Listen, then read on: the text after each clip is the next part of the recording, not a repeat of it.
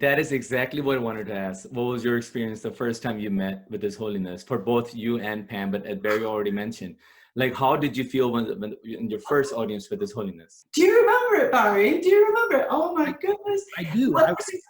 I was overwhelmed and I felt somewhat inadequate. I wasn't quite sure how to react, how to be, because I've never been in the presence of someone of that high a stature before. Hey guys, peace be upon you. This is Review of Religions podcast, Life in the Lockdown. So we are doing episode number 3 today, and my co-host today is Arif Khan. Arif, please can you tell us what's going on today? Peace be upon you as well, Tariq. Yeah, we've got a really good show today, right? So we've got some special guests. And not only do we have one of the world's leading experts in the Shroud, they're also friends of the Ahmadiyya Muslim Community. And they've helped us over the last 5 years, actually, in bringing a unique flavor to our annual convention, which is a Shroud of Turin exhibition. And it's also a chance for us to ask them about a specific documentary.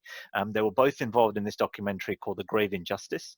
Barry's featured in there. Pam was helped put it together as well with David Rolfe, who's also come to our annual convention. And that is being shown for the first time on TV in the US in a couple of days' time, which is why we wanted to kind of bring it up. So we'll go ahead and start our discussion. I would like to start with Pam. I have a question for you, Pam, that today is Good Friday.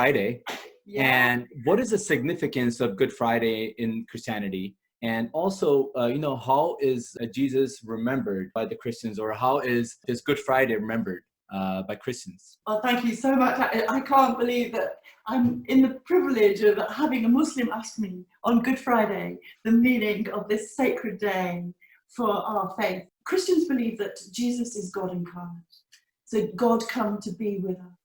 And we believe that that when he died on the cross, what he did was to atone for the sins of humanity. And there's lots of different traditions about how Christians celebrate Good Friday, and we call it good, even though it is this day of terrible suffering, because we believe that it has this redemptive quality for us. And we're going to talk about the Shroud in a bit, and because for the Shroud it's absolutely fabulous because it shows the image of a crucified man. I think it's interesting on that, because I know in previous years when we've come together and discussed the Shroud, although we have different viewpoints around, Muslims will see the person of Jesus differently, Christians differently, and those of no faith, but what we could all come together on was the suffering that he went through. Come to you then to introduce the Shroud. So this is one of those tricky questions, summarize the Shroud in a few words, but for those who may be new to this subject, what is the Shroud of Turin and what is unusual or unique about it? Well, obviously my involvement came a long time ago. For those who might not know, the Shroud is a 14.5-foot long piece of cloth that bears the image, ventral and dorsal, front and back, of a crucified Jesus or Isa, and it's not nearly as simple as you think. You can look at it and say, well, that's just a simple image, but it's probably the most complex image I've seen in my 50-year career. Barry, the film The Grave Injustice, it focuses on carbon dating of the Shroud. Can you explain how that is so controversial? And I also have a follow-up question to that have you received anything like some sort of like threats or anything? Because, why is it controversial? And have you received any comments? And same goes with Pam as well afterwards. Yeah. Well, comments, of course, I receive all the time, and I'm often surprised at how little criticism I get, except from a few skeptics, of course. I'll publish material from the skeptics, much to the chagrin of some of my Shroud friends, but the idea is to give people an adequate and fair representation of the different points of view out there, and this is really important. Our data was based on direct examination of the cloth. Not on somebody else's photographs. It was all based on direct physical examination of the cloth and data collected directly from the cloth. And when the skeptics tell me that, well, the STERP team was biased and there were a bunch of religious fanatics, which of course isn't true, I have to point out that when I have an instrument in my hand and I pointed at a piece of cloth and push that button to take a reading, the instrument doesn't care if I'm a Christian, a Jew, or a Muslim. It doesn't care if I'm an atheist. It takes the data and records the data, period. But on the carbon dating, for almost 30 years, the 3 laboratories who performed the results and the British Museum, who was the overseer of the 3 labs, refused to release the raw data. A French legal student and Shroud scholar, Tristan Casabianca, went to England, used the Freedom of Information Act, and forced the British Museum to release the data. Scholars who were experts in statistics and analyzing that kind of data numerically, and once they completed it, they determined that because of the incongruity of the sample along the strip that was taken with different ages of 700 years at either end of that strip, they said there's no way that the data taken from that sample could be accurately used to date any other part of that cloth. Science has shown that the sample that was chosen was poorly chosen and didn't represent the main body of the shroud cloth. And that is the scientific evidence now for peer-reviewed journaled articles. On follow-up question then, Barrie, what's your view? A lot of people have, given everything we know now, was it just a bad choice of sample? Was it human error? Was there something else going on? What's your opinion? You know, my opinion is it was a little bit of all of the above. Number one, the 3 laboratories that radiocarbon dated the shroud used the shroud to promote the process of radiocarbon dating, which has now become a $4 billion a year industry. That's one point. The other point you have to remember is this. Dr. Michael Tite of the British Museum, who was chief researcher, I believe, at the British Museum, was given the task of overseeing the 3 laboratories, Oxford, Zurich, and Arizona. At the end of the process, as soon as the results were leaked, not released, but were first leaked out, Oxford received £1 million from anonymous donor or donors for that laboratory, and Dr. Michael Tite resigned from the British Museum and took a permanent chair at Oxford with that money. Now, I don't know about anybody else, but that just doesn't smell very good.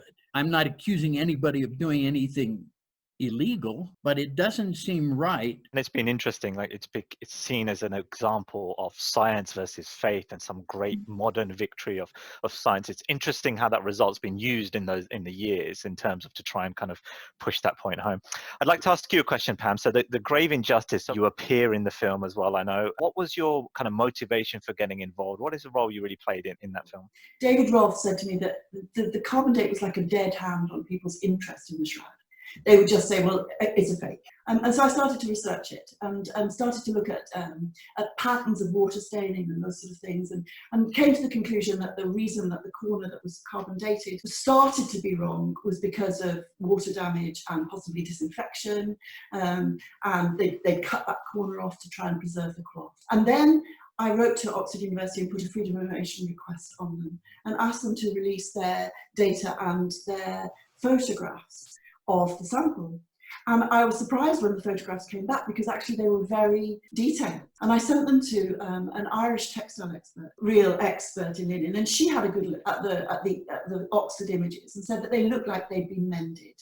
And so I started to look at there's one particular image that Oxford took, which is very orange. You can see lots of stitching running through it that just isn't there on any other close-up image of the shroud taken. How could the test be possibly accurate in any way at all? Because all those contaminants were added in to the mix. So 16th century dye was added into what was the 1st century cloth.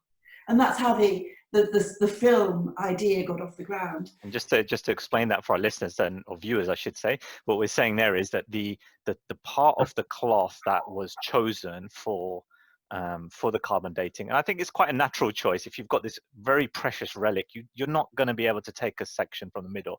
You're going to cut a bit off the end.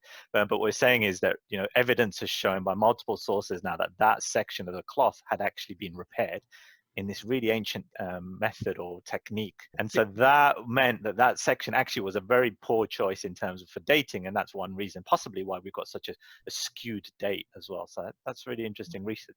So just going back to the grave injustice, please watch that. I mean, David Rolfe did a great job and wove together lots of ideas as a director he does, and it's a great film. Yeah, and it's going to be aired on the special channel. Can you say that? It's going to be on EWTN. Yes. We'll definitely link it in the description of the video for sure. So as I know, Barrie, you mentioned the Jalsa, you spoke at Jalsa as well, which is for our viewers, it's an annual convention in the UK and of the Ahmadiyya Muslim community. So Barrie, can you please, in your opinion, can you share with our audience what role has Jalsa played to bring more awareness around the shroud? To answer the question, I think that perhaps the greatest impact has been on me because I've become enlightened much more to my Muslim brothers and sisters. What it showed me was how closely interrelated Christian, Jews, and Muslims actually are.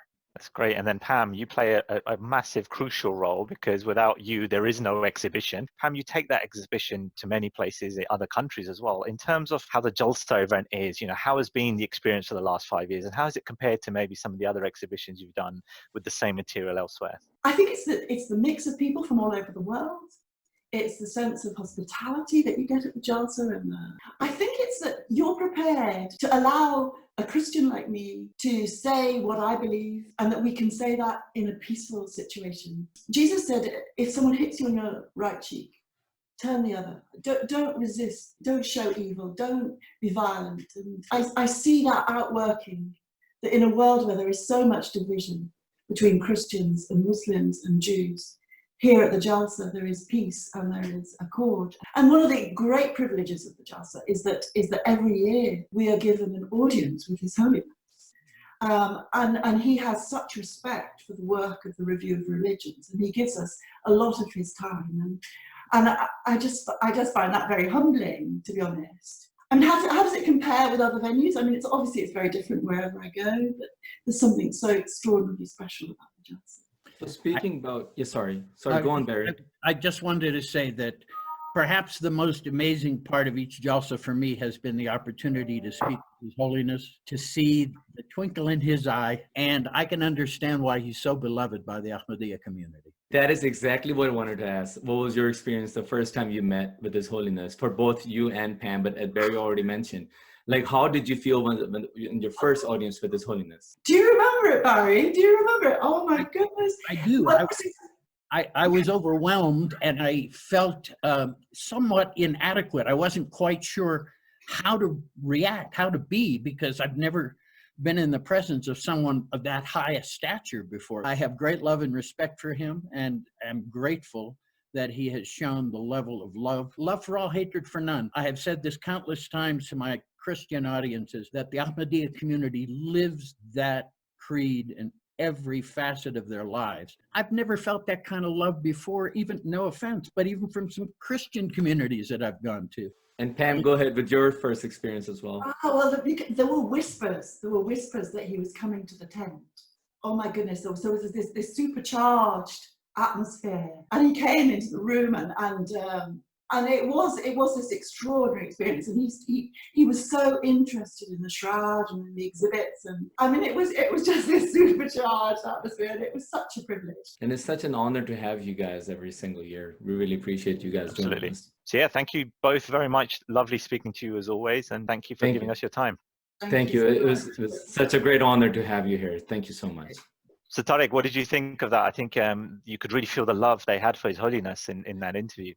Honestly, that part, actually, when we asked that question, that was literally bringing me to tears as well, because I have not seen that type of reaction before, and because I think they have met Hazur or His Holiness multiple times, and they have this strong relationship with him. And I hope our viewers will go and really explore the topic of the Shroud of Turin, because there are many differing viewpoints, many extremes. One extreme is saying it's a complete fake, it's a forgery. And then there are other viewpoints, the Ahmadiyya community who believe Hazrat Isa or Jesus survived the crucifixion.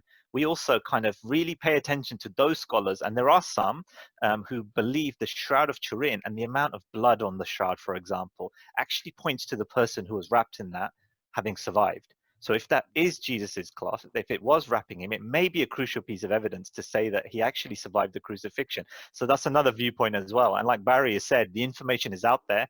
People should really go and explore it and try and make up their own mind. Absolutely. And I think that's what everybody should do, because at the end of the day, God has given us ears, mind, He's given us in the eyes. So we have to look through the stuff before just believing in it just blindly. So I think it's really important that Islam also says the same thing. And that's why I love what the Holy Quran says about use your common sense. And it also talks about people who have intellect. So we have to use that intellect, and then that's the only way to go forth. So we welcome anybody, if you have any questions about what we discussed today, or if you have any general concerns or comments, please reach us at Review Religions on Instagram and Twitter, and please comment below in our video. Thank you.